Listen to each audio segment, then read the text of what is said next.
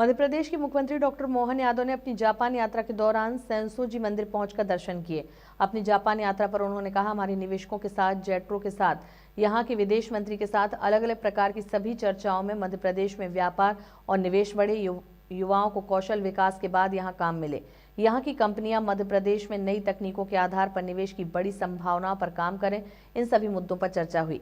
प्रधानमंत्री मोदी का भी यही भाव है, इसी के लिए हम यहां आए हैं। यहां की संस्कृति को समझने के लिए भगवान बौद्ध के मंदिर भी आए हैं। मैं उम्मीद कर रहा हूं कि महात्मा बुद्ध दोनों देशों को आशीर्वाद देंगे और हम आगे बढ़ेंगे।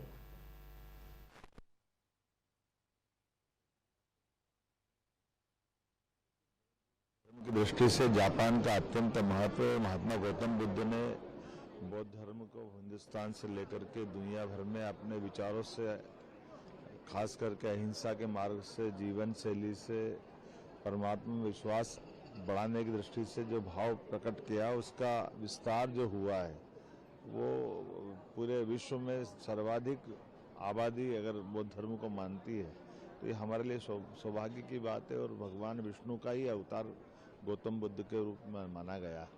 ऐसे में आज जब मैं जापान में अपनी सरकारी यात्रा में जब आया हूं तो स्वाभाविक रूप से हमारे निवेशकों के साथ, जेट्रो के साथ, यहाँ के फॉरेन मिनिस्टर के साथ अलग अलग प्रकार की सभी चर्चाओं में हमारे मध्य प्रदेश में व्यापार व्यवसाय की, निवेश की संभावना बढ़े, वहाँ के युवाओं को स्किल डेवलपमेंट करने के बाद में यहाँ अपने काम धंधे में रोजगार मिले और यहाँ से जाई हुई कंपनियाँ वहाँ नई तकनीकों के आधार पर निवेश की बड़ी संभावनाओं पे काम करे।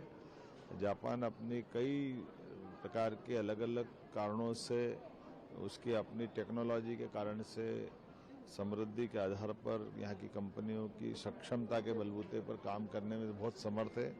ऐसे में निवेशकों के माध्यम से मध्य प्रदेश और भारत के साथ जापान मिलकर के चले, यशस्वी प्रधानमंत्री का भी ये भाव है और हम उसी भाव को समृद्ध करने के लिए आए हैं। ऐसे में जब बाकी सरकारी कामकाज चल रहा है, उसके साथ साथ यहाँ के कल्चर को समझने के लिए, संस्कृति को समझने के लिए आज भगवान बुद्ध के मंदिर भी आए। मुझे इस बात का संतोष है कि इसी प्रकार के भाव के बलबूते पर हमारी, खासकर एशिया के देशों में, उन देशों में जहाँ बौद्ध धर्म का विशेष प्रभाव है, वहाँ भारत वालों के लिए बड़ी संभावना है। मैं उम्मीद कर रहा हूँ कि महात्मा बुद्ध दोनों देशों को आशीर्वाद देंगे और हम आगे बढ़ेंगे।